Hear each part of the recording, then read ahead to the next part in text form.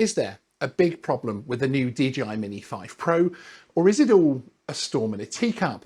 There's been a lot of discussion about a few grams of weight and the newly launched DJI Mini 5 Pro across social media, in scenes reminiscent of the DJI Mini 2 and people discovering that actually many of them were a good chunk under the advertised weight. We're somewhat wrapped up in a debate, but what real world difference does this issue actually cause? I will also explain why this is far more of a potential issue in the UK than it is in the EU or the EASA member states. In fact, it really isn't an issue for them at all. So what's the problem? Well, many people have been weighing their DJI Mini 5 Pros and finding that the drone is over the 250 gram magic weight by 2 or 3 grams. This is the limit, needing less certification, in fact none, and requiring less registration than other heavier drones to fly in congested areas and over people in the UK at the moment. So it is important if it's under risk. The new model Mini drone packs a lot of kit inside and in the new camera, including a 1-inch sensor. For many years, the drone community has wondered if producing a sub 250 gram drone with a 1-inch sensor was possible, all while keeping the reliability of the DJI range. Maybe that concern was correct. There are a few steps to understand in terms of how we got here, so keep with me while we take a look and break this down a little. Firstly, we need to look at what DJI tell us about the Mini 5 Pro weight, because it explains why they are still calling it a sub 250 gram drone. The marketing and fanfare certainly focuses on the drone being a sub 250 gram drone.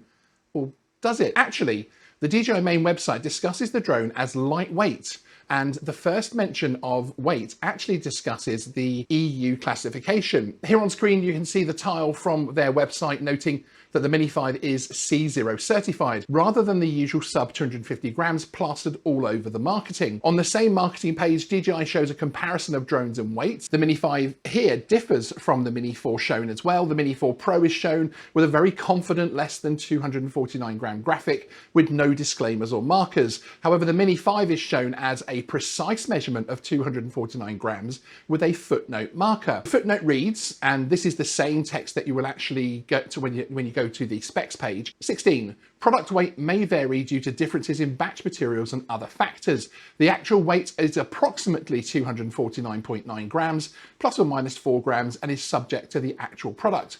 Before flying with the intelligent battery, check and comply with local laws and regulation to confirm whether registration or an exam is required. Now, we deal with the whole C1, C0 label thing in our drone rules video on this, which has been slightly delayed because of actually explained in this issue. So disregard that at the moment. The C1 label is not in there to deal with this issue at all. It's actually for extended batteries, flying it with that, and then becoming classed as a C1 drone, which has its benefits, huge benefits here in the UK as well, from 2026. But that, as I say, is another video. So this is a little bizarre, isn't it? Why would a drone company market a product which is hugely popular due to the weight, but not mention the actual weight and the footnotes until the very end of the website presentation? This is clearly a marketing driven tactic, and probably the same reason why we do not see the proud sub 250 sticker on the drone itself as with the previous Mini models.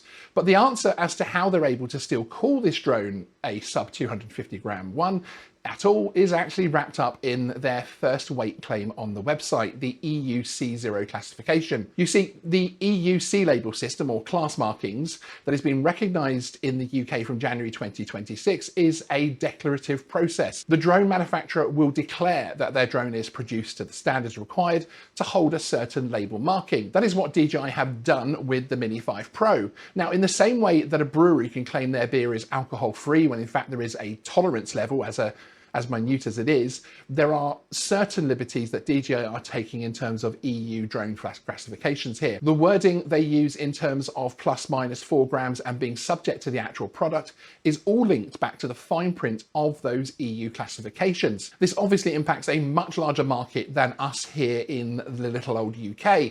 With 31 member states, the EASA EU area is a large market, and DJI have been very protective of their marking system since it came out there in 2020. 2020. In fact, it is the sole reason you are not able to purchase the prop guards and extended battery in the UK and Europe at the moment through official means, to protect the drone's C0 status. To gain this label for their drone, DJI must ensure the drone is sub 250 grams, including any payload. So if they sell the option of a larger battery or prop guards, then the maximum possible takeoff mass increases and they lose the C0 class marking. It would become a C1 straight away. But that means people flying the Mini 5 Pro in the EU can rely on that marking and be happy that it conforms. There is a market oversight system and any significant issues will be dealt with by them.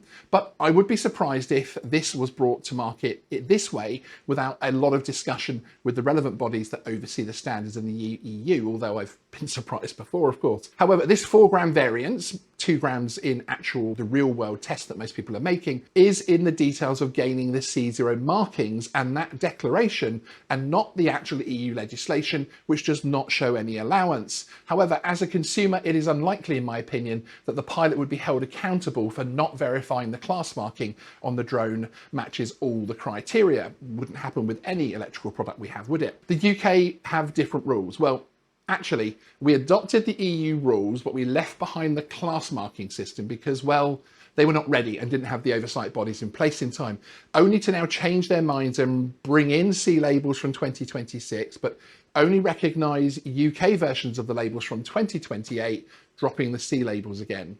It's madness, isn't it?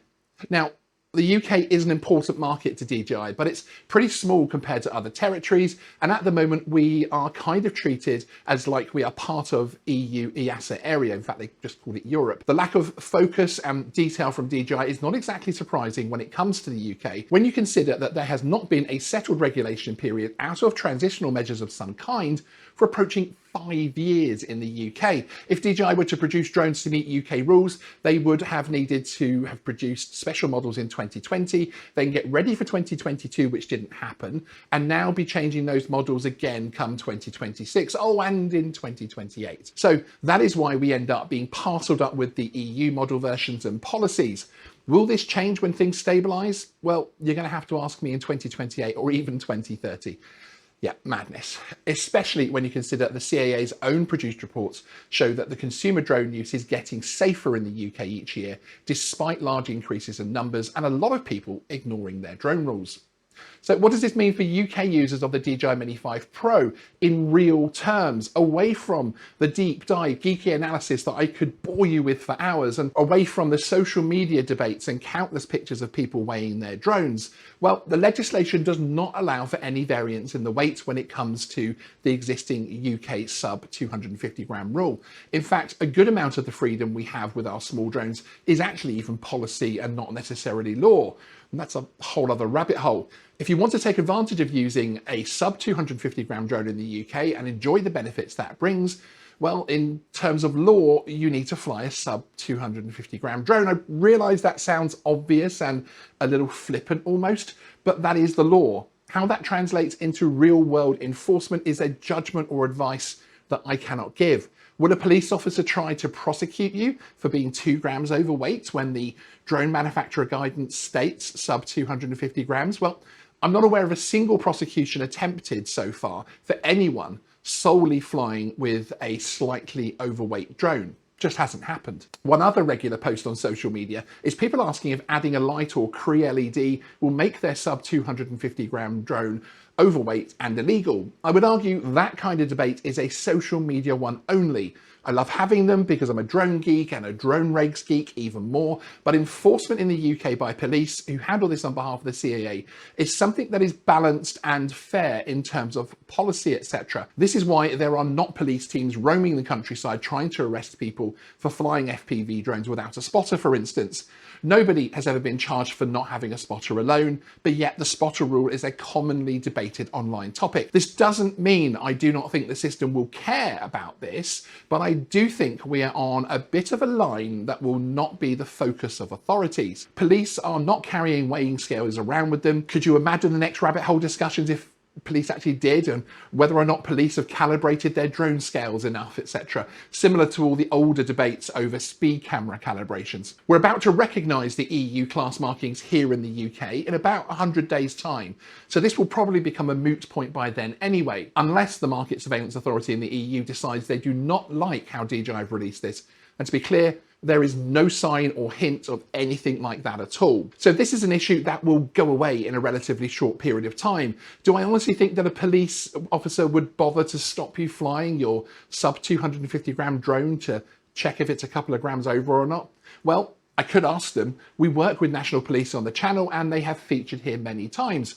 However, asking a police officer if you can drive 31, 32 miles an hour in a 30-mile-an-hour limit is something that you'll get a strained answer to that won't really help in terms of an actual answer. What matters is the view of the police officer on the scene, in my opinion, the policy of enforcement that they've been instructed with, and ultimately the court system.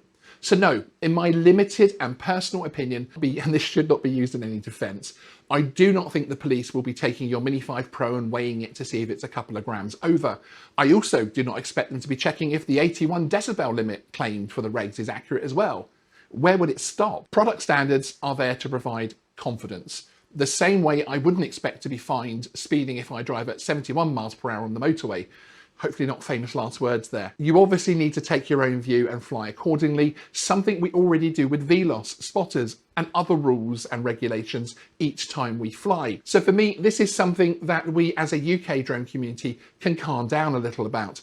It is great that people are concerned about their drone being compliant with the legislation, but to me, this is a minimal issue at this level and one that will be history in just 100 days from the date of recording this. You could ask why DJI didn't make the battery a little smaller, or did we need LiDAR on the drone? But having played with the Mini 5 Pro for some time, it is a very cool product, and I'm not sure there's anything that I'd want to lose to solve this issue definitively. I do think that DJI could have been a little more clear in their marketing.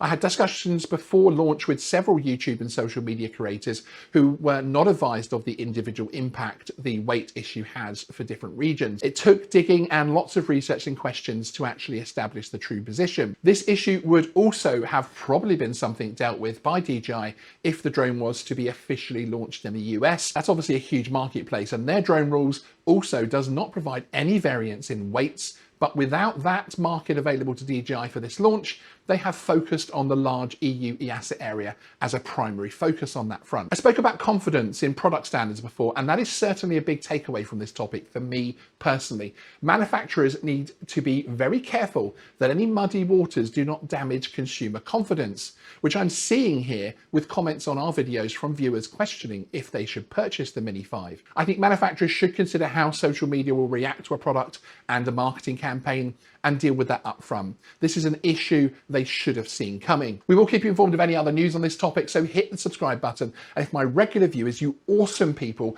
could hit the like button, I'd really appreciate it. Sean out.